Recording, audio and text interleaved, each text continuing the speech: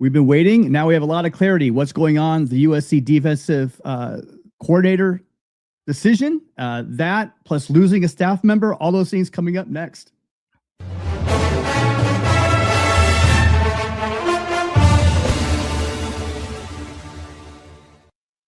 So I got to be honest with you. I really did think the longer this thing kind of laid out, we were to get something out of left field for the first time, I think, under the Jen Cohen regime. And really going back to Bone, there was a slow leak, Ryan, and it just seems like this one's been out for a while. This is one of the few hires that didn't come out of left field we were all blown away with. I think part of that is the fact that, Gary Patterson was announced as USC's new DC. Well, is supposed to be the next DC, and it's what's been speculated and rumored for a while. We had, Pete Kwiatkowski. People were really high on him. For whatever reason, like Ryan and I was talking off camera that, he still really hasn't landed, a position somewhere. But USC, it looks like, is moving on and moving to Gary Patterson. It looks like the fallout from that is going to be the loss of Doug Belk. Ryan, your quick thoughts on the hire and the loss of Belk.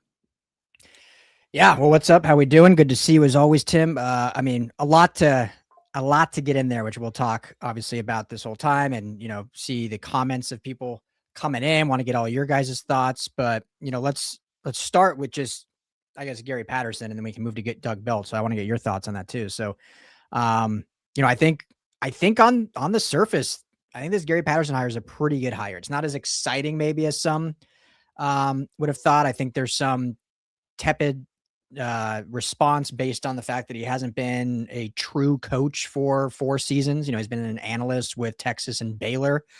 So I think that's left a lot of fans kind of reserved a little bit, but the dude is definitely a defensive savant. I mean, he was the godfather of the 4-2-5 system, which is very similar to what USC's kind of been running anyway, a variation of that. So he'll be able to implement that with the personnel that USC has.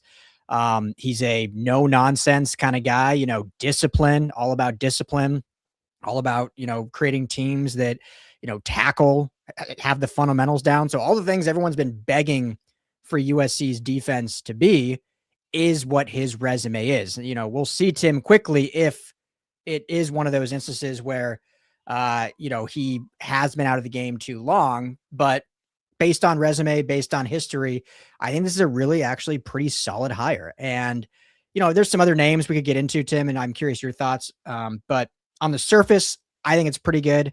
Before we go down other rabbit holes, just what's your overarching thoughts on it? Like, are you happy with it? Or are you disappointed? I think I'm really in line with most people I've talked to on this. As soon as the news broke, I had a lot of conversations, and I would say that underwhelmed just simply because I thought that this was an opportunity for USC to swing for the fences. But with Gary Patterson, again, you're getting a guy. This is the one thing I'm taking the positive spin on. He's proven, that he's got years of experience. He's going to be a guy that's going to really be able to command the defense, be the general of the defense. You're not going to have an issue with that part of it. Being at TCU, he's going to have that toughness culture, right? Just that underdog mentality. And he's shown, like, if you watch Gabe's video, he talked about the fact that, he was basically the godfather, the guy that this really started doing the 2-4-5, right? The 4-2-5 defense as your base, as a base defense. And so a lot of the stuff stemmed off of it. And I think that although the scheme itself is going to be different, the formation is going to be similar to what we've seen, but instead of relying on the linebackers, it's going to be the safeties. And as far as the safeties coach and Doug Belk leaving, it was Gary Patterson, who was not only a defensive coordinator, who was at New Mexico State, but also at TCU. He was also the safeties coach. And so, and a part of this defense really relies on kind of really locking up the inside, funneling the running game to the outside. And like you said, playing downhill and have those safeties coming up and cleaning up whatever's on the outside. So USC's rush defense has been poor for the last couple of years. It just has. And in the Big Ten, you just can't with the ground and pound in the rushing game and the athletes they have at running back. USC has really got her on the ground. I'm thinking that this is a shore us up. And one more thing, we keep saying we don't need a rock star, Ryan. With this offense, You don't need somebody that's going to come in here and completely be a top 5 or completely shut down teams. You just need to stop the bleeding. You need to get guys off the field. And I think that's the thing that Gary Patterson can do. Yeah, no, 100%. I think this is what I always say. Like, when you make a hire, judge the hire based on like where he left response. Like if the fan base is applauding it or basically in shambles because of who they're losing, which we'll talk about Mike Eckler and what he meant to Nebraska here soon. That's a good way to gauge it. And since this has been kind of circulating, we talked about it a week ago. And so over this week time, when you see not just former TCU fans, or not former, but not just TCU fans, but Texas fans, basically anyone from the state of Texas is like lauding this as a really good hire in terms of Gary Patterson. So obviously, we'll have to see what it looks like with him being away from play calling for some time. But this is what I would say kind of on that, Tim, and we'll see. I could eat my words and be wrong, but I think you're not hiring Gary Patterson to be the head coach, right? That's where I would be more concerned. If he had to deal with NIL now, which he really didn't after he left, or maybe a tiny bit, but not much. He's not dealing with roster construction. He's not dealing with hiring coaches and firing coaches. He's not dealing with all of the head coaching duties. He is literally tasked to come in, teach X's and O's, defensive fundamentals, and call the defensive game plan. And college football landscape has changed immensely. The game of football has not. Like, the game of football is still 22 guys on the field, 11 on 11, and, schemes shift here and there. But overall, if you know how to call a defense, you can come in and still call a pretty damn good defense with all the changes to the college football landscape itself. So for those that are really worried about the game passing him by, I don't think the game has passed him by. We'll see. But he's not having to worry about the changes in college football. It's just line up and play defense, which I think he should still be, pretty good at. So, overall, I like it, Tim. Like, was there other day? I mean, Pete Kwiatkowski, obviously we've talked a bunch about the fact that Texas fired him, USC moved on, and Stanford also. I mean, I'm not trying to spread anything or dive down any weird speculation, but it is odd. Like, there seems to be something else there that the public doesn't know. I don't know your thoughts on him. The Kwiatkowski situation. Yeah, I just there's a lot of people have been saying that just the interviews didn't go well. I'm thinking that he just wanted control. He wanted the control that he wasn't going to get. And so, I mean, it's this, you really want to get speculation. I mean, there's a lot of things happening. You have Danton Lynn, who looks like he's coming back, but then he's leaving, but then he might be staying, then he's leaving. His exit seemed really strange. A year ago at this time, we were talking about continuity. Recently we were talking about continuity and building towards something, getting the culture right, doing everything. And I think what people are forgetting is about this time last year is when, we had a major change. Chad Bowden comes in, starts putting together this incredible class. Almost exactly a year ago. Yeah. So it's really, when people talk about, why the abrupt change, it's because although it's not Lincoln Riley's year one, this is Chad Bowden's year one. And I think from what we've been hearing, from what I've heard from people I trust, he's the mover and the shaker behind this whole program. And I don't know. I'm not going to speculate, but it just seems like they're doing it Chad Bowden's way. And a lot of this, I think, is coming along the lines of what he sees as his future, which exactly what he should do as a general manager. He has a plan, a vision in place, and things are going to change. So I've heard a lot of pushback, people saying, making it sound like Riley's kind of says one thing, does another. People have to realize that a lot has changed in 1 year. And I think for the better. I'm still very positive about the future of the program. I don't think this is, all they had to do is not blow this hire. I don't think again, with the offense that we have, what I think the offense I think we're going to have, I don't think you need a lights out offense to win 10 games. I mean, a defense, sorry. You don't need a top 20 defense with this offense to win. Look at last year. Look at statistically last year. Guys, we were ranked in the 60s and the in rushing yards per rush. It's pretty bad when you're like 68th in yards per carry. That's tragic. I think that with this scheme, I think we might see a difference. And as Gabe alluded to in his video, this is going to be a young team, inexperienced, not exactly young, but inexperienced team at best. And it's going to see how fast can they get, how fast can Gary Patterson get this defense up and running because you got some offensive juggernauts on this schedule. So, time will tell, Ryan. Yeah. And I think that's what part of the thought process in hiring a guy like Gary Patterson is looking at his developmental traits over his entirety of his career at TCU. And, they weren't getting 5 stars at TCU. A lot of times weren't even getting 4 stars. This was pre-NIL era. So TCU, when Gary Patterson got to town, was a nothing burger school. They weren't even one of the top schools in, the Dallas Fort Worth area. And so he had to take many lower ranked, overlooked guys, 5th, 6th, 7th options, and make them competitive and help develop them and put them in the right situations to have some success. And I think he was able to do that. Now, obviously it tapered off down the stretch, which we see with a lot of coaches, right? Like when you get to year 20, year 21, 22, like things don't last forever. Stuff starts to taper out. Like that's a long time to be at one program. And so I wouldn't define his final 3-4 seasons as what he was as a coach. So I think when looking in this process, it was who can we get that has experience, that is a noteworthy name, and has proven developmental traits. And I think Gary Patterson checks all that. It might not be the most exciting by some, but when you look at Tim, when you look at Dan Lin, I still think Dan Lin's going to be a very good defensive coordinator. I know it, fans probably think differently about how it ended, but I think he's a super bright guy. But when you just look at Dan Lin, only been a DC for 3 years, right? Year one, UCLA had a ton of talent. When you look at Laiatu Latu, Jay Toia, like a lot of NFL Murphy twins, talent that really, I think, elevated that defensive ascension from what 80s to the top 11 or whatever they went. Comes to USC. USC gets a bunch of older players in the portal that year, not necessarily 5 stars, but guys that have played a lot of football. When you look at Nate Clifton and the linebackers, Easton Mascarenas Arnold, Ekeler Arnold, talk about this a bunch, but they weren't like super, super high ceiling guys, but they weren't going to jack stuff up. Like they knew how to play football. They'd done it 4+ years. So Lin was able to use those guys, move them around in his scheme, and kind of, just elevate them a bit to where USC's defense was competent. It went from Alex Grinch incompetence to a competent defense that could make stops here and there and was a true, it got better, right? We go from 116 to 70 something was what it went in that one year.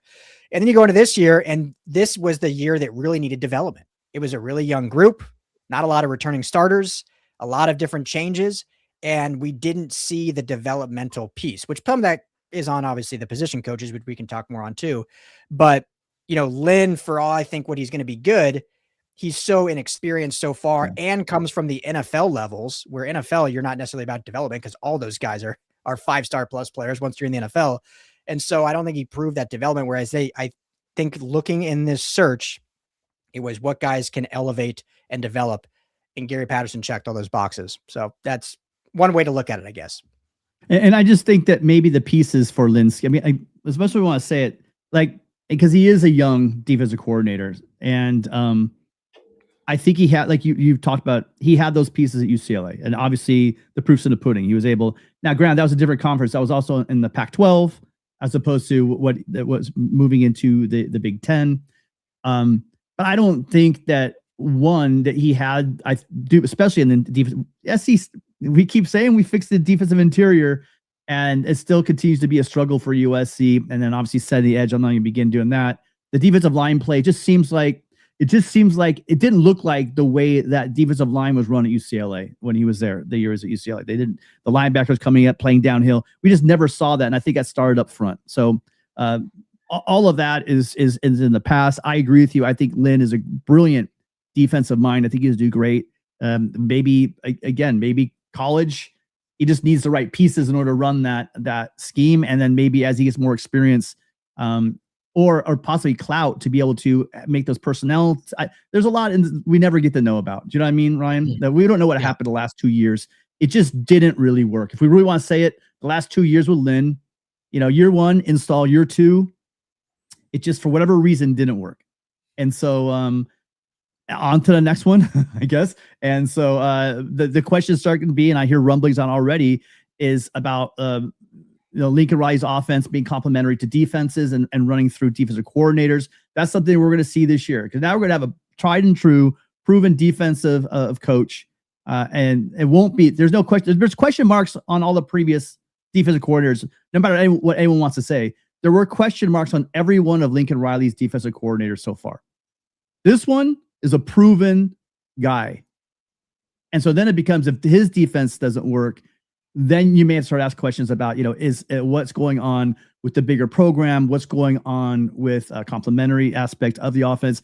I, for one, don't buy into that. I just think that, Lincoln Riley, if there's one thing I'm going to hang on Lincoln Riley during his career is, man, got to nail that defensive coordinator, because you don't need a great hire. You just need somebody to give you a top 30, top 30, get off the field, right? When you have a lead late in the fourth quarter, get your team off the field. We just haven't seen those stops. And that's unbelievable with the athletes you should be able to get here at USC. Yeah.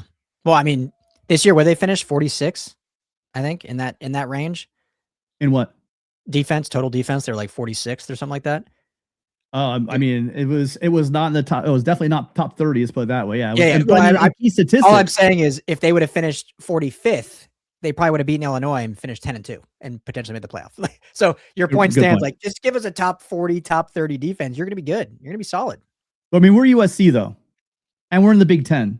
And if we want to talk about, like, we are among the leaders in the Big Ten, look at the other leaders in the Big Ten and their defenses. Look at Ohio State. Look at Oregon. Right.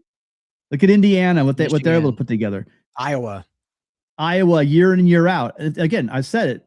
If Ferentz could ever figure out what the forward pass is, the Iowa would have a chance to win some games. But they definitely have always had a way of coaching up guys, developing. And you're seeing with Indiana, you see with Iowa all the time. These older rosters, there's something to it, man. They may not all be NFL superstars, but a lot of these guys, that stay in a system long enough and they have that grown man strength. There's something to it in college. I'm just saying, you look at Iowa's defense. Sure, they usually have some crazy safety, right, or something like that in there, or something going on in the secondary.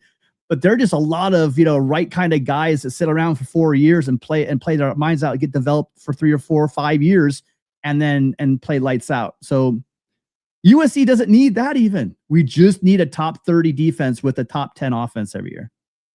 Yeah. Yeah. That's the other piece of those other programs. Like, it's hard to develop someone in, one off season. Like, you do need some continuity.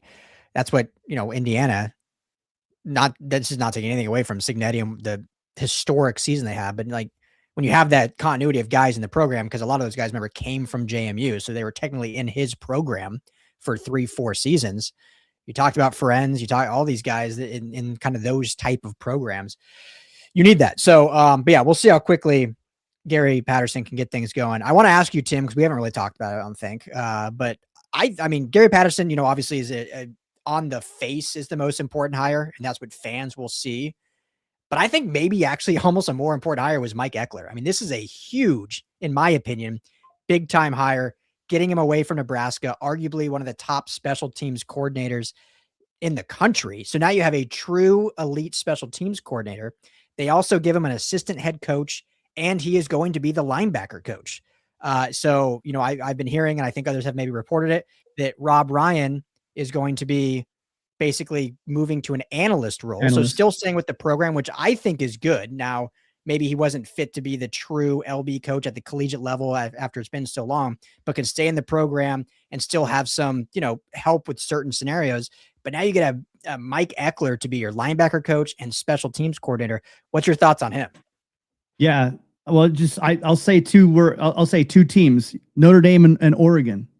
Now, I'm not saying we win those games, but when you give up a kick return for a touchdown, a punt return for a touchdown in a Tulane game, when you can't field that ball, when you have Branch coming back the second year and all of a sudden he forgets how to return kicks. I mean, there were a lot of question marks throughout Lincoln's tenure here. And he's not the first coach not to have a dedicated special teams coordinator. I mean, there was always a coach in charge of it. There just didn't get that sign, right? The coaches would individually help out with what was going on. But now going to one that's elite, where a team like Nebraska fan, like you said earlier, you can gauge the hire by how pissed off the other team is. I think you could have said that better. The fact that they are absolutely livid about losing Eckler is a huge testament to what kind of hire this is. So I'm excited about it. with USC's athletes, our special teams should be absolutely lights out special. I mean, they should be really, really good. And giving up, I mean, especially that Notre Dame, just the timing of that Notre Dame kick return. Mm-hmm. And Riley did say it, and there was some truth in it. There was some truth in the fact that, you know what, people talk about the one, but they don't talk about the 65 that gets stopped properly. True. But backbreakers like that, backbreakers like that, especially when your defense is struggling to keep you and was keeping you in that game, and then you get the go-ahead touchdown in the rain and they give up that kick return, I think people look at it. And then again, in the same year, the punt return against Oregon, USC was in that game, and that punt return really was kind of the backbreaker for it. So I think it's a great hire. I was really excited about the Rob Ryan hire to begin with. I mean, the energy he brought, he did bring some juice. He did bring some energy, but he wasn't around on the sidelines. He was up. He was during the games. He wasn't there on the sidelines, bringing that juice. So, I'm excited to see what he can do. The linebackers, like again, are not going to play the kind of role they were supposed to play in the Lincoln, but they're still linebackers. You still need to be gap sound. You still got to know the defense. You still got to play with fire, right?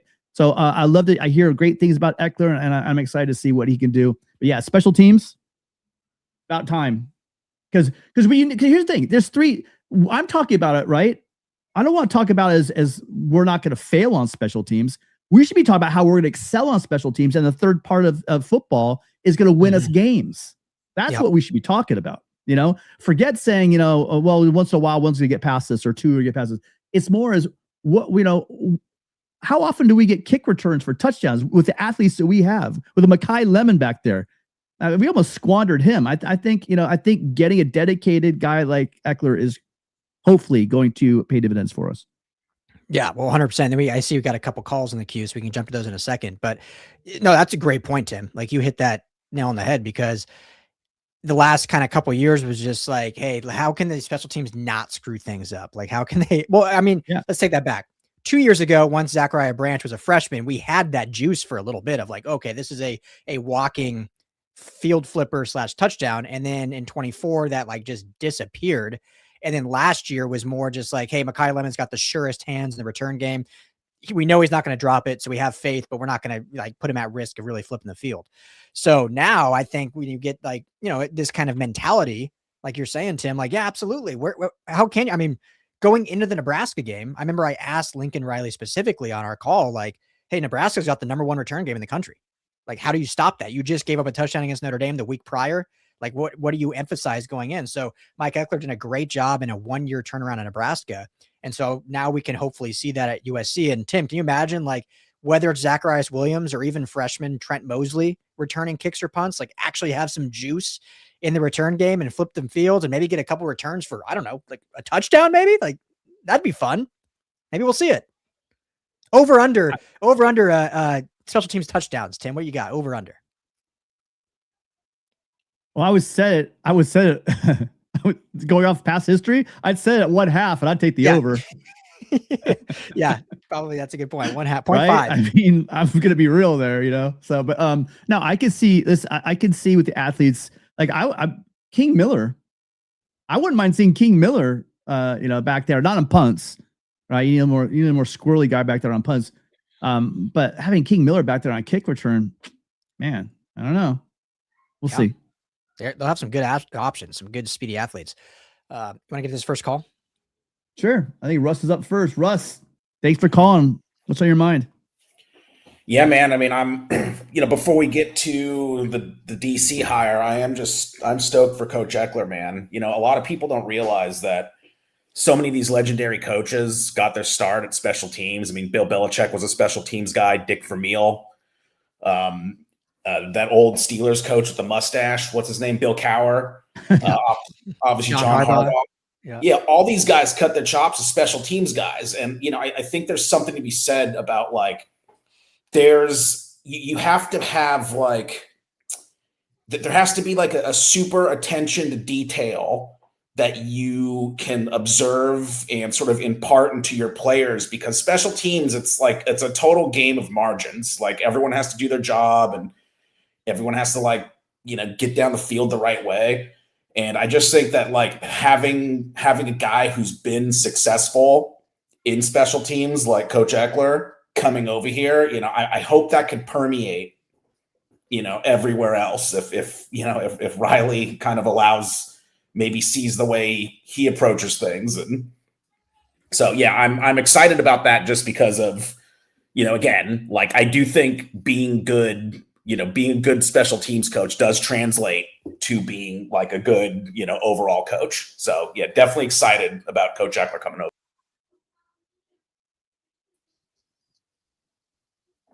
Oh, sorry. We're having hang on. There we go. So sorry about that. I don't know what Tim was doing. On my mouse, I got the back click button right here. It took me right out of StreamYard. My bad, guys. Sorry about that, guys. Go ahead, Russ. Continue. No, that was my, I'm excited about Eckler. I know you guys are too. And then, I'll just touch on the DC hire real quick. I'm a little underwhelmed as well, but like he is a capable guy. Like this isn't like we're bringing in Grinch or Todd Orlando or somebody like that. Like, Patterson is a capable, accomplished guy. So, what I'm hoping for, yeah, exactly. Hall of Fame. Yeah. What I'm hoping for is, if I had to guess, when you invent a defense and it succeeds, it sort of takes the league a little while to adjust. And the league probably did catch up to like the scheme of the 4-2-5. Now that he spent a few years away being an analyst, I wonder if he's sort of reinvented again. Yes. His own, had that opportunity to sort of, take another look at his own creation. And, he won't be running the same scheme that he was running, back in 2007 or something like that. Yeah, no, that's a good point. Stepping away, having the time away from the game, and being an analyst, Ryan and Russ, I agree. And I think Gabe said something similar, I think, in his video as well. It's like you get to step back and look at how things are changing. You can look at and adjust your scheme. I mean, he has a brilliant defensive mind. Obviously, you don't make the College Football Hall of Fame just because you're some journeyman, right? I mean, he is a guy that's innovative. That innovation doesn't go away. And then giving him the time to step away from the game, kind of looked at it, and quite frankly, I think where Patterson struggled was more in the pass defense aspect of the Big 12 and slinging the ball around with the coaching minds and just going crazy. All right, Lincoln Riley was there. That's in a heyday when he was at OU. So I think stepping away from a while and his defense predicated on stopping the run, funneling everything out, and with the safeties that we have. I mean, if we're excited of the Christian Pierce or Graham re-signing, if we're excited, if we believe, man, the way those guys hit, having them step up and be the guy that's are going to be getting those we're relying to get those tackles outside.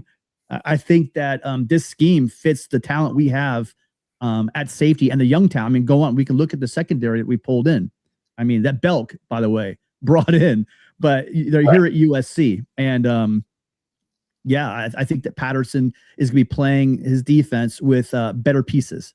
And like you said, stepping away for a couple of years, using that great football mind. I'm excited to see what he puts on the field. I don't know about you, Ryan.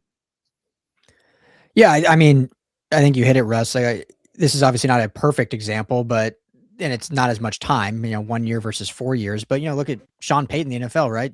Retires, steps away, becomes not even an analyst. He's just in the booth at Fox for a year and now comes back, goes to the Broncos, and he's playing for a AFC title just 2 years later or 3 years later, whatever it was. So not a perfect example, but you do sometimes, if you get that refresher and you realize from a personal standpoint, hey, I still want to be around this game. I know this game. I love this game. I was able to step back.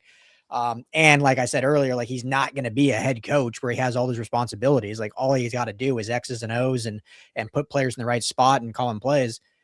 I think he'll be just fine. So I was one of those, Tim and Russ, that when we first talked like a week or so ago that his name came out, I was kind of like, I brushed it off as like not exciting at all. And then the more I just kind of talked about it out loud and thought about it, it really grew on me. So there were still probably others I would have preferred just from me personally, but I do think this is a good hire, in my opinion. We'll see if it blows up, but it grew on me a lot as I talked. Especially if our goal was to keep most of the staff here, and it seems like, at least from what I've heard from USCJ and from Gabe and other, that seemed like a consecrated effort of ours was like, okay, we like our assistants, we want to keep them together. This might have been the biggest, most accomplished name we could get who wouldn't want to bring in and blow the staff up. So, this could be that, this could be the hire that really threaded that needle of getting a proven commodity without, having to get rid of Henny and Trayvon Reed and all those guys. And to be fair, listen, I think a lot of us have, and I kind of sounded like I was. We all keep forgetting that we basically lost our starting corner in Chase and Johnson. We thought that you're going to have either Brown or Graham at nickel. That secondary situation never really got solidified. So I'm not cracking down on Belk at all. I mean, I think lights out recruiter, great person. I know you, Ryan, we both talked to him, just a really, really great. We used to sit down with them during the USC media day, not the Big Ten media day, but just very, very open, and you can see why he's magnetic, and the recruits love him. It's just that the pieces, for whatever reason, didn't work. And you brought it best though, Ryan. They were they were a stop away from going to the playoffs this year, possibly. In that Illinois stop. So the defense was close, but obviously, horseshoes and hanger days, close isn't good enough. And there is a change, and I said early on, they just can't blow this hire. I said they don't have to knock it out of the park. I think you said it best. The combination of both of you guys, not overly excited about the hire, but definitely intrigued, and it could absolutely work. So I'm happy with where we are. Yeah. All right, Russ. Listen, we gotta get moving. We're kind of stacking up a little bit. Thanks for letting me wrap, guys. I appreciate it. Fight on. Thank you, Russ. Great call. Great call. Thank you, Russ. Yeah, good call. All right. Next up, we have Christian. How you doing, sir? Living the dream. How you doing, Tim? What's up, Ryan? Always good to hear from you, Christian. Oh man, Tim, I'm just recovering. You had me dying for a second there when you said we were a play away from going to the playoffs. Okay, hold on. I said a stop away because literally. Stop away. I know that's real. That's real. No, that's real. I've just heard Lincoln say that like 100 times. I did not say play away. I didn't say a play away. I said a stop away because that's brass tacks, right? Why don't we have that? Tim, I don't know why we don't have LAFB shirts yet. Just like one play away. Like that should be our. We got to sell shirts on that trademark. I'm sure those are like hotcakes, Ryan. Yeah. Good deal. I'm excited about the two new hires. Not too sure what's up with the pessimism around Patterson not coaching in the past 5 years. There was a 10-year span there, 2000 2010, that he had 5 number 1 defenses. He's in the Hall of Fame for a reason, guys, right? Yep. I don't know. I understand he hasn't coached in 5 years, but he was basically sitting as like a C-suite executive around football. It's not like he has to learn how to walk again, Yeah, that's been my thing. Is he's still been around the game, and as an analyst, and as I think it was Russ, or maybe it was you saying, Tim, like has had time to now kind of concoct the changes of offenses on his own free time. So yeah, it's not like he's been out just like farming in some random town with no Wi-Fi or cable. But anyway, go ahead, Christian, keep going. Exactly. I just want to get your guys' perspective on this. Do you think we should be like excited about Aaron Washington going to IMG because he can like just focus directly on getting more developed physically and focus on his craft, or do you think it's a little sketchy being out around all those Florida schools and not being on the West Coast for a year? I think you answered both sides of that. I know. It's because I see both perspectives, but I feel indifferent about it. Both are true. I always like having guys stay in our backyard, sit in the Trinity League and just kind of feed USC. Let's make the Trinity League another feeder league again for the Trojans. But there's no doubt, there's no denying that at IMG it's a different level. It's just a football factory, pretty much, isn't it? It's almost in what they say they are. Ryan, I don't know what your thoughts are. Yeah, I'm a mix. It's so interesting. At this point, I don't think there should be any fear of him going there resulting in like a flip. Obviously things can change, but I don't think that was any of the back thought process and based on what I've heard. But it is interesting. Like you go from, because IMG, obviously what they are able to produce in terms of talent and whatnot, but as an actual like team, they're never like one of the, I mean, they're always good, but they're not modern day. They're not like one of the top national ranked teams every year. They hang around in the top 25 or whatever.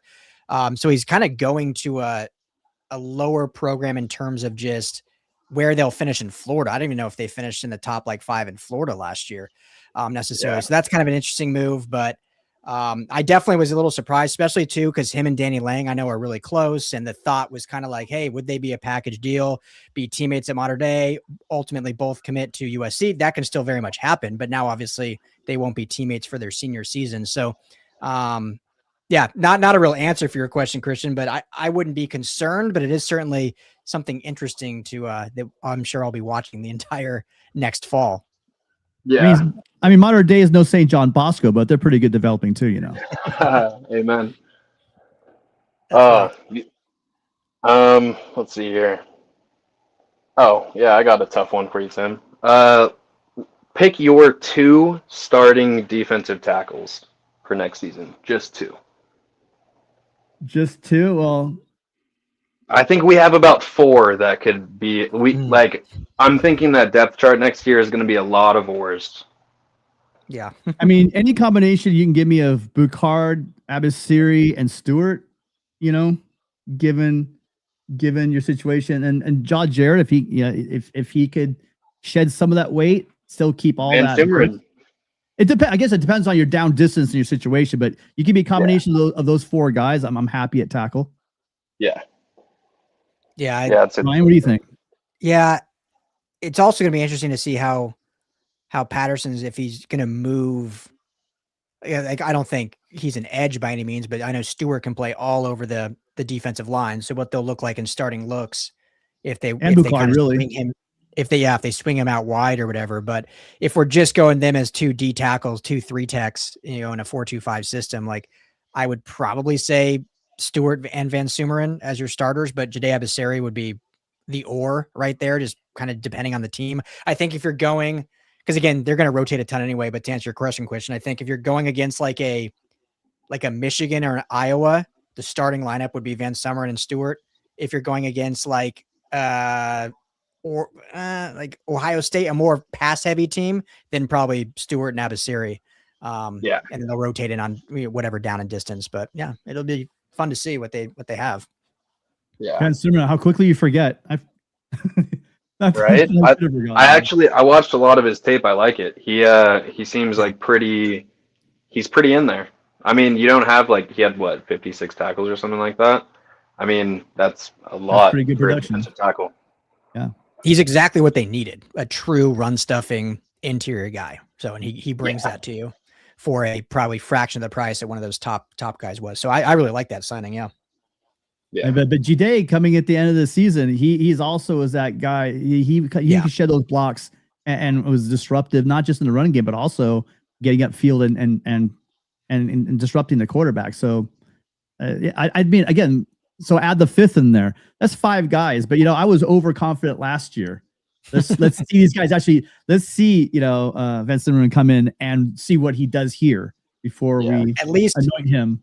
At least, Tim, 4 of the 5 were all here last year. So we have some intel of what they can bring. Like last offseason, it was basically like freshmen and all transfers we were projecting to be good. The only returner was essentially, I guess Jade was coming off a freshman year.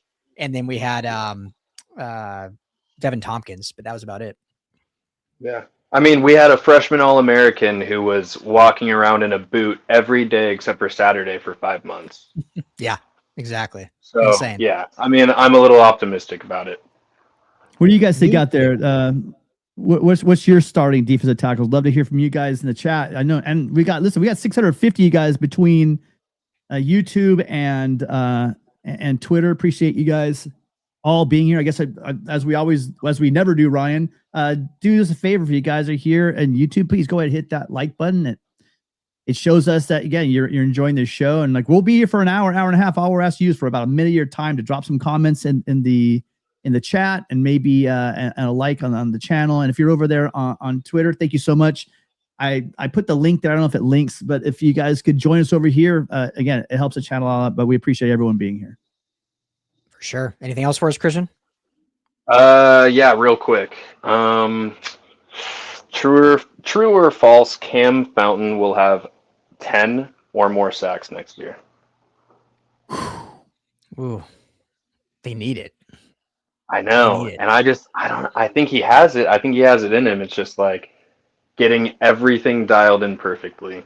I think he's so money as a pass rusher, though. It's just like, yeah, it's right there. 10. That's double digits. Yeah, I mean, who was the last? Thule was the last double digit sack. Yeah. You know, he has all the ability. All it's going to be is for it to come together, and I'm going to be optimistic. And for SC to do well and be dominant, you're going to need that guy. You need a guy, and I think that he can step up and be that guy. So yeah, I'm going to say true. Yep. True. I like it. Yeah, I want to say true. He's got it. It is a lot, but I think it's achievable for him. Yeah, I really thought he was going to break out more this past season than he did. So hopefully this will be the year. I think the one thing, honestly, well, I didn't even see this comment until perfect timing. I think the one thing that would maybe keep him from 10 is if they just with maybe the talent at edge with rotation. You know, you add Fisher in the portal from Penn State. You got Crawford. Luke Wafel's obviously going to get a lot of time. We might see Jaden Ramos more this year. So if anything, it might just be it's more of a rotation that eats into that. But, you know, I think he has the ability. Yeah. So I agree. Yeah. All right. Good deal. Well, thanks for having me on, guys. Fight on. Christian, appreciate you, brother. Christian, thank you so much. Always here. Always great questions. Appreciate you. I think I told Paulie this one time. I think he took offense to it. I kind of said like, "Hey, can you call later to show because like your calls are so lights out. I think you scare people away." Christian, great call as always. Dan, you're up next. Dan, thanks for calling in. Hey, how's it going? Great. Thanks for calling. What's on your mind? Oh man, I just had a question. I wonder. I want to know what do you guys think? Until college football maybe has like I don't know, contracts in place, maybe 2-year contracts or any kind of contract. Do you think this is going to be a new way of schools hiring just defensive coordinators, coaches, just in general, waiting till after the portal? Because at the end of the day, they can't have these kids and their families holding schools hostage, waiting to see who they're going to hire as a new person that could benefit them, but just because they like someone else, and then all of a sudden they all just want to transfer out because a guy's gone. Because if these guys are really trying to go to the NFL, they're not going to have any say if coaches get fired and hired in the NFL. They're under contract. They just have to play through it and figure out how to keep going. So, I don't think I think they're setting themselves up for failure or something, because when they get to the next level, they're not going to have any say on who the coach is. And now they just want to run. So what do you guys think on that? Well, I'm a lot less sympathetic when it comes to, for instance, hypothetically, if you hang on to your DC hire till after the portal window closes, in the fact that, Ryan, they don't want to say it, but these guys are employees now. They're all getting paid. They're making way more than everybody else on campus. Let's put it that way, right? I think I was like a desk clerk at SC. I was at a desk clerk at one of the apartments. I mean, that's making my God knows how it was making it at those days. So I'm a lot less sympathetic now that players everybody has the sorry, I'm blanking out, the sharing, through the university, and then the NIL deals are coming throughout. So the change is going to happen, right? And players, just like you said, this is how it's a business now. It's not college football as we knew it. Back in the day, players were not protected. It sucked. They were the last ones that the university presidents cared about, the NCAA cared about. It was the players that always got hurt, always blew their knee out and ended up washing out of a program, and et cetera, et cetera. We all know those stories. But now it is a business. and USC's got to protect itself. And you just got to go with your coach. And like you said, you don't get to pick your coaches in the pros, and you don't really get to pick them here in college anymore. It sucks if you come here. I know a lot of the talented secondary guys. Doug Belk was an absolute lights out recruiter. And a lot of these guys came to play for Doug Belk, but in reality, as long as USC replaces, again, Gary Patterson is a Hall of Famer. He also coaches safeties. What he did last year, with Bishop Fitzgerald, obviously, and the improvements we've seen with Christian Pierce and the secondary. Obviously, Doug Belk's a great coach as well. But life doesn't always give what you want, and it's a business. And this is what USC had to do, and USC had to protect itself. So again, I don't have a major problem with it. Do you, Ryan? No, and to answer your question, Dan, depending on the timing of schools hiring, I think we probably will maybe see this kind of strategy more around the league. It's not many schools are going to have big time need coordinators, in beginning of January. Usually a lot of them get it done before that anyway. Obviously the USC situation was a little bit more late than most schools we see, and most coaching changes. I mean, even with Michigan was the only school that was really later, and that's just because they had an even more crazy situation go on with them. So I do think that the ones that do have that, though, Dan, we'll probably implement a little bit of this. But I also think that this was probably more overblown by media and fans than maybe the program, because regardless of if the guy's hired or not, you had to tell these kids there was some sort of plan in place. You can't just get kids to sign with their parents and managers and agents all around with zero plan in place. Now, maybe they just lied. That's obviously maybe, and once they're locked in, they're locked in. But if they lied that egregiously, there is the craziness that technically, because this is still college sports, technically these kids can just unenroll from school, leave campus, and go enroll at another school and join the football team. So I don't know all the legalities of how these contracts are. I don't know how binding they are. We know with the whole Duke situation now, there's suing going on with their quarterback, and obviously Devin Williams, up in Washington, said he was leaving, and then obviously retract that after some legal options. So who knows what it all looks like, but I do think that any schools that do have late needs will probably play this out similar to how USC did for that instance. If anything, just to not muddy the waters, just to say, and let's just not deal with it. Let's tell them there's a plan in place. If you're agreeing to be here, you're being here for USC and Lincoln Riley, and don't worry, it's going to work out with the DC hire, but we'll just wait to do it till after the portal, so there's no crazy issues, I guess. So I don't know if that answers your question, but that's my thought. Yeah, no, that answers your question, because I was like, this can't keep going on. You can't have these kids holding people hostage, man. Because we know kids attach to certain coaches, but certain coaches aren't always the best for them and the program. And so, they just should be able to. They're getting paid, like you said, they're getting paid now, so they should be able to adjust and fight through it. Yeah. It's the crazy world we're in now. It's obviously super different. So I think we'll eventually regress back to the mean, 5 more years or so, and there'll be some uniformity and some guardrails and stuff like that. They won't I don't think it'll always be this Wild West. But Tim, we are dealing with the NCAA, so never say never. It may always be like this. Who knows? All right, Dan. Cool. Appreciate Thanks, the call. Right on. Thanks, Dan. Appreciate you. God damn. All right. Before we get to our next caller, there's an interesting comment here, and there's a couple of things with this, and I can see where you're coming from. Mm-hmm. I remember SE and Monty Kiffin coming in. They're running the Tampa 2. I just felt that they didn't ever get that middle linebacker, that off-ball linebacker to get up field and cover the deep middle. And tight ends would torch the seam, and receivers would torch it. And that's where a lot of the problems, I think, on third down for USC stem from, and the big plays. And another thing is Monty was about 5 or 6. I think Monty was 70 when he was actually hired at USC. He was well along in the tooth. Gary Patterson's no spring chicken.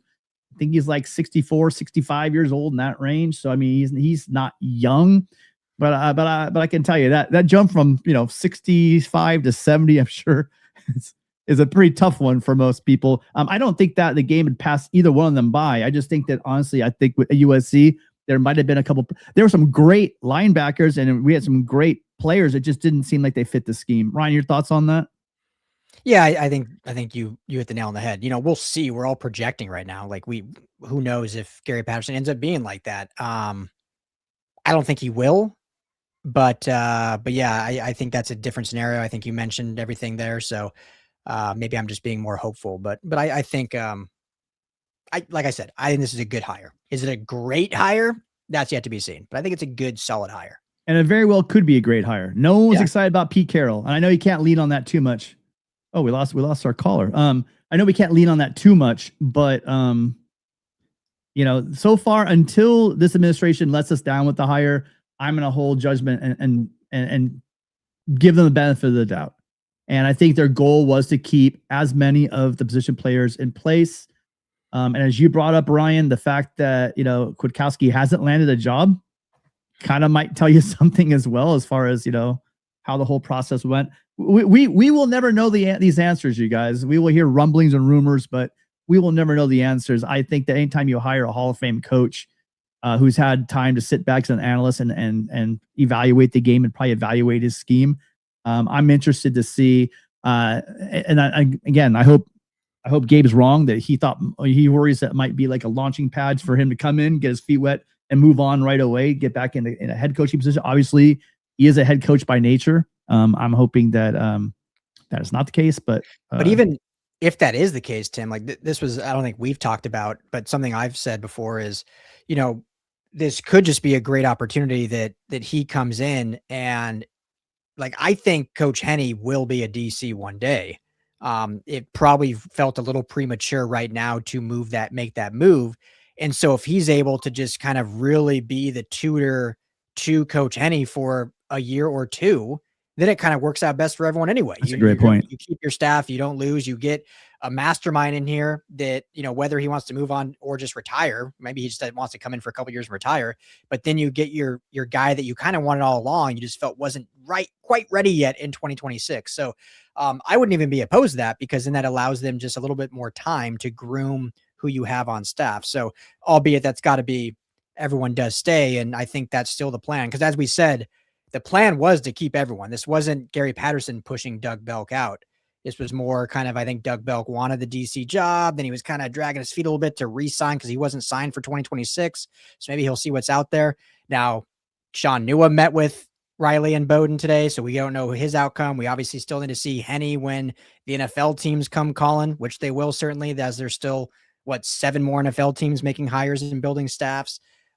So there still could be some dominoes, but I know for sure the goal was to keep the entire staff in place, which was why Gary Patterson rose to the top. And then if you can have that tutelage to then pass that off to a guy like Henne, that could be the selling point for him maybe to stick here instead of going to the NFL. So anyway, sorry, long. No, I'm with you. I agree. No, I agree with you. Eric Henderson's going to be a superstar at some point. And I kind of agree with a lot of people that know more than I do that have said, I don't think this is the right time for Coach Henne. And if he sticks it out, and what a great mentor to have to play, if he's able to, with other mentors he's already had, for him to spend some time underneath Patterson to hone his craft, that would just be a benefit to anyone involved as well. So you're right. Great point. All right, Mitchell. Thanks for calling in again. Appreciate you. How you doing? Good, Tim. Ryan, how you guys doing? Hope everything's well. Yeah, well, we'll see. So far so good, but we'll see. Let me know in game 4, okay? Ask me that question in game 4. Time's going fast enough before you know it. And for over here on the East Coast, this has been a bad winter so far. Well, he's not gonna be around too long. He's 65 already. He can teach us guys. I wish we had kept Lynn. I will force him down on his contract, but I guess things Penn State better. I hope this guy can bring some more defensive guys, and maybe Lincoln Riley be looking over his back, maybe, because he's got a lot of head coaching experience. But I think we got to win 10. I think we're going to have a good year this year. Just hope we can add a few more plays and fight on. And you guys be safe. Enjoy the games this Sunday. Thanks, Mitchell. Thanks, Mitchell. Good to see you, Yeah, as I mean, always. the continuity thing, and we've always said this. I mean, nothing ruins a program more than just turnover. And but if you have turnover and you make the right hires and you make the right decisions, that can be mitigated, or sometimes you could even improve, right? So I'd like to have that stability. I finally thought we were actually going to have that stability, Ryan. Bringing back Lynn, all these guys back for a third year. Yeah, I thought all things were pointing positive on that, but for some reason, again, I don't know. I have zero on this. I've had some rumors, but zero on this concrete from anybody would ever say anything out loud. Chad Bowden's coming in here and he's planting his flag and he's saying, this is how we are going to do it. You don't bring a guy in like that and tell him what to do. And I think that a lot of these mechanizations are started a year ago. So that's why there is this kind of disconnect right now.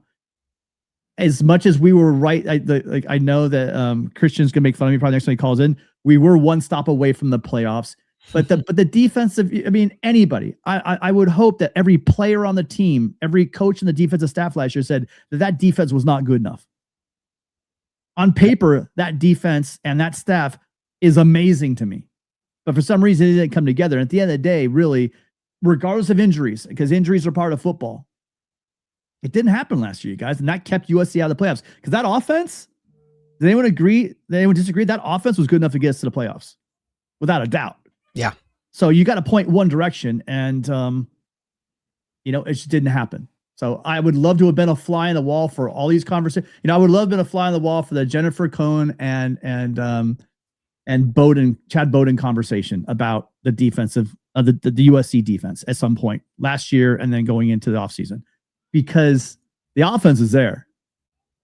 Yep. Don't need great, just need good. And last year wasn't good. Yep. Last year was okay. Last year was an improvement. But with the talent, the players we have, the coaches we have, it had to be better. That was, I again, I'm not speaking for anybody, but I would hope they would all say the same thing. Because that staff's too damn good, and those players are just too talented to be 65th in the country on opponent yards per carry. Sorry, that's my point, especially in the Big Ten.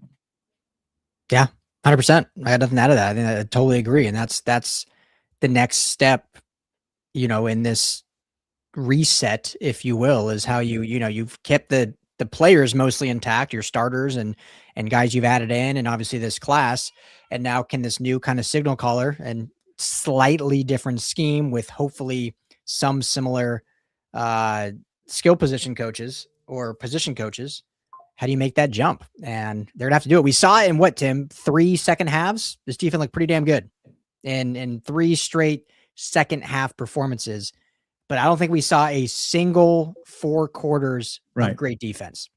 And that's what I called for, right? I called for just in the Notre Dame game. I say, we win this game. The Notre Dame game, I really felt we should have won that game, even in South Bend. I mean, we win that game at home without the rain, without a doubt. But even in the rain in South Bend, if USC put together 4 quarters, they win that game. And that's just too big of a game to show up and have the special teams flop that they had and some of the offensive just brain cramps that we saw during the game. It was difficult to watch at times. But Ryan, I'm just, again, the changes are being made. So far, like I said earlier, every one of Lincoln Riley's defense, going all the way back to Mike Stoops, who he inherited, right? Just all these guys have question marks behind them. There's not a big question mark behind Gary Patterson, other than the fact he has been out of football for 5 years, and he is end to his TCU career wasn't exactly probably what he planned. But he definitely could be a solid addition to the program. And Trojan fans, you better hope so, because the slate we have, it was already going to be a tough sledding if we had Lynn and everyone staying on board and we going. Maybe this might be the change that they need. Maybe this, with Coach True coming in, continue to build his culture here in the offseason, and having Eckler come in here and kind of setting maybe a toughness as well in that linebacker room. Maybe it's exactly what we need. We'll find out We'll find out soon enough. I remember this time last year, we were talking preseason, Bowden was coming in, and next thing you know, we're kicking off. So it'll be here faster than we think. And that's when we're going to find out if these hires, that's the only time we're going to be able to find out if these hires were the right ones. Yep. Yeah. 100%. So well, I think we can wrap up, Tim. So next week, Tuesday, so we'll do the show Wednesday, but Tuesday, I think the schedule is released, the full Big Ten. So obviously we know the opponents, but the release of the date, the times, maybe not all the times, but for sure the dates and where and when. So we'll be able to talk some schedule maybe next week, Tim. That could be fun. That'll be fun. And I do think where these games fall, where, you know, is going to be massive. Like, for instance, you guys, we are playing at Camp Randall. You want to play Camp Randall in September, not in November. Yeah. Okay? That's one. And Penn State. Imagine if we have at Wisconsin, at Penn State in November. Like, November. Yeah. I'll tell you what. Not a lot. I know I will not be going to Happy Valley in the middle of winter. Nothing. That's a hard enough trek as it is. I would love to go there again, but not under those circumstances. September game would be nice in Happy Valley. Nice balmy 80 in Pennsylvania. Why not? I'll take I'll take humidity and mosquitoes over like 20 degrees with wind chill. That's what I'll take over any day of the week. So yeah. Anyway, sure. I've enjoyed being in Southern California for the past week, where it's been 80 degrees, blue skies. I don't know where you guys are in the rest of the country, but this is why we live in Los Angeles. You guys, you can come at us, say all the things you want about politics, pollution, homeless, whatever the tropes are that people throw at Southern California. Man, it's been beautiful here the last couple of weeks. So those Angelinos and Southern California guys, we've enjoyed it. Sorry to the rest of you. Yeah, today was our cold 64 degrees today. It was a nice sweater weather. Might sprinkle too. It may sprinkle. Who knows? Yeah. We'll see. So, we'll love it. Well, hey, great show. Thank you for everyone that tuned in. 900 plus people in here. Amazing. Love you all, Trojan family. Be back next week, same time, or we're kind of rotating 6 and 7. We'll see what works. We're kind of through the off season. We'll be a little flexible and fluid. We'll let you guys know. Like I said, if you haven't already, hit that like and subscribe button. I always forget to do this on the live, Tim. So I'm gonna do it real quick. For all you guys, our friends at Sleeper, make sure to check out Sleeper. Download the Sleeper app on the App Store or Google Play, #1 sports app right now. And no, it's not a White Claw. It's a Happy Dad. Thanks for noticing, though. Finally tried the Happy Dad. But anyway, download the Sleeper app. When you go to make your first deposit, use our promo code USC LAFB. It's going to get you a welcome bonus up to $100. So you deposit $10, they give you 10 free to play with. Deposit $100, they give you $100 free to play with. You're already maxing out there. Plus, right now, if you're a first-time user signing up, you're going to get a free $20 to play with. It's easy with the championship games coming up this weekend. It's a pick 'em. Just pick 2 to 8 players, more or less, more yards, more touchdowns. Super easy. Sleeper. Download it today. And tell them the guys at USC LAFB sent you. Tim, anything else before we get out of here? No, just again, you guys, as Rusty always reminds us, it's a great day to be a Trojan. You guys get behind the program. Oh, I do have to say, by the way, I don't know what was more disappointing. USC shooting less than 40% from the charity stripe, or watching Purdue take over the Galen Center the other night when I went to the basketball game. That was absolutely embarrassing. Trojan fans, get out and support this team. They were a couple points away of upside, which UCLA actually did. They can thank us for wearing them out. We wore out Purdue for the Bruins. But guys, Trojans, get out. They're playing. Musselman's got this basketball team playing some exciting basketball. If you're in Southern California, guarantee you'll be able to get a ticket unless Purdue's in town. Get out there and support the Trojans. Okay. And fight on. Hey, you guys, get behind the team. That's what we are. We're Trojans. We fight on, and see you next Wednesday. Yeah, absolutely. Good stuff. Yeah. Cause the basketball team is a lot of fun right now. Must bus. Everyone get on board, but appreciate your family. For Tim Prangley, I'm Ryan Dyrd. We'll talk to you all soon. And as always, fight on.